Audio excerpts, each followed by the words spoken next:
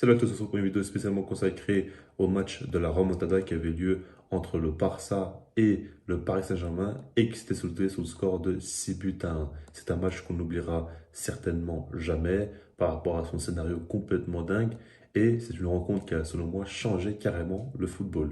Je vais vous expliquer pourquoi je pense cela. On va se baser sur 3 points et le premier concerne donc Neymar et les transferts en général. Comme vous le savez, Neymar a fait un match complètement dingue. Il a été monstrueux, il a été plusieurs fois décisif et selon moi, il a été le meilleur catalan durant la rencontre parce qu'il a motivé ses joueurs du début jusqu'à la fin et il a fait un match très juste. Donc, ça a été assez dingue. Maintenant, le problème, c'est que le lendemain de la rencontre, on parlait beaucoup plus de Léo Messi. En tout cas, c'était lui qui a été mis en premier plan sur tous les journaux et dans les médias, on parlait quand même beaucoup de lui plutôt que du Brésilien.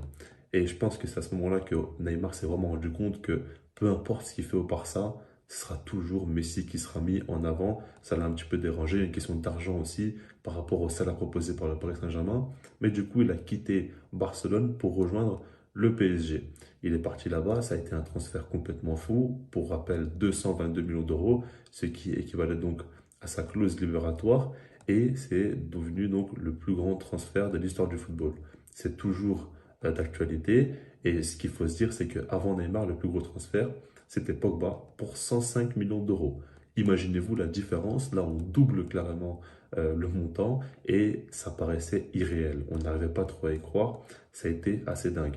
Maintenant, quand tu passes un tel transfert, quand tu donc donnes 222 millions d'euros au Barça, eux aussi vont faire les transferts. Ils ont fait donc deux grosses acquisitions dans les mois qui ont suivi, avec donc Ousmane Dembélé dans un premier temps, et puis ensuite Coutinho. Ils ont dépensé énormément d'argent. On parle de plus de 140 millions d'euros pour Dembélé et 160 millions d'euros pour Coutinho.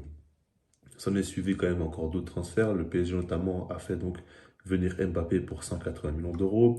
Et aujourd'hui, on voit que ça a continué. Le marché n'a pas cessé de partir dans tous les sens. On voit qu'aujourd'hui, par exemple, Chelsea peut dépenser plus de 500 millions d'euros sur une seule saison. C'est fou, c'est complètement dingue, mais on commence à être habitué à voir des transferts comme ça. Et aujourd'hui, quand on voit un joueur partir pour plus de 100 millions d'euros, on n'est pas non plus choqué. On voit que petit à petit, les choses ont quand même vite évolué et quand même l'inflation sur le marché des transferts est assez folle. Très clairement, on voit que ce transfert de Neymar a changé beaucoup de choses, je pense, parce que dans un sens assez logique économiquement, tu donnes 222 millions d'euros à un club avec un transfert, cet argent va être réutilisé, et puis donc tu donnes de l'argent par exemple à Liverpool pour Coutinho, eux aussi ils ont acheté Van Dijk par exemple derrière pour plus de 80 millions d'euros, Dortmund aussi a pu utiliser cet argent-là, etc., etc. L'argent circule plus facilement et tu vois que ça ouvre les portes, mais surtout la valeur marchande des joueurs augmente. Parce que je ne pense pas forcément qu'on imaginait Neymar valoir 222 millions d'euros. Alors c'est possible qu'il valait réellement ce prix-là, mais en tout cas, on n'osait pas dire de telles sommes à ce moment-là. Donc déjà, dans un premier temps, le fait est de faire des transferts comme ça assez fous, ça a changé un petit peu, ça a cassé les codes. Et puis, par rapport au PSG aussi, ça a permis à cette équipe-là de créer une grosse équipe et d'entrer vraiment dans une autre dimension, pas forcément par rapport aux résultats, même si en soi, dans les années, ils étaient beaucoup plus compétitifs, mais par rapport à leur effectif, où tu vois qu'aujourd'hui, Sergio Ramos, Neymar, Mbappé, c'est quand même des très grands joueurs, ils sont tous au Paris Saint-Germain, sans oublier bien évidemment Lionel Messi. Maintenant, on va passer au second point qui concerne donc l'arbitrage. Il faut le prendre en compte parce que dans ce match-là, ça a fait beaucoup débat. Beaucoup de gens se sont plaints de l'arbitrage. On dit tout simplement qu'il y a des pénaltys qui ont été assez offerts et que globalement, c'était pas non plus très net et la pression du public a beaucoup aidé le Barça pour pouvoir faire cette remontada.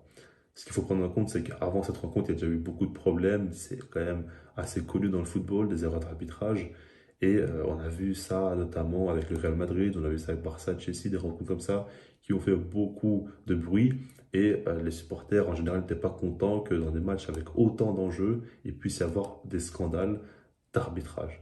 Du coup, la VAR est arrivée en 2018 durant la Coupe du Monde, un an après la remontada qui a eu lieu en 2017 pour rappel. Je ne pense pas que la VAR est arrivée par rapport donc à la remontada, mais par rapport au fait est que c'est un enchaînement de pas mal de matchs qui ont fait trop polémique et du coup, il a fallu trouver une solution. Ce qu'il faut se dire, c'est que le match de la remontada a beaucoup fait parler au niveau de l'arbitrage et que du coup, ça a peut-être accéléré un petit peu le processus. Je pense très clairement que la VAR est arrivée pour ce genre de match-là et le match donc, du Barça et du PSG est une référence en termes d'arbitrage, ça il faut le prendre en compte. Et du coup, la VAR qui est arrivée, c'est évidemment quelque chose qui change beaucoup de choses dans le football. Alors, beaucoup sont pour, d'autres sont contre. On sait très bien qu'il y a quand même pas mal d'aspects positifs, mais il y a quand même beaucoup d'aspects négatifs. Avec le temps, ils essaient un petit peu d'arranger ça. Maintenant, on le voit encore aujourd'hui. Il y a toujours des polémiques et on ne sait jamais si vraiment les matchs sont bien arbitrés ou non. Dans tous les cas, ce que moi je veux dire, c'est que tout simplement, la VAR est arrivée et c'est selon moi en partie à cause de la remontada ou grâce, je ne sais pas. C'est pas non plus le seul match qui a impacté, mais ça y a joué. Pour terminer, maintenant, on va parler des scénarios fous en Ligue des Champions.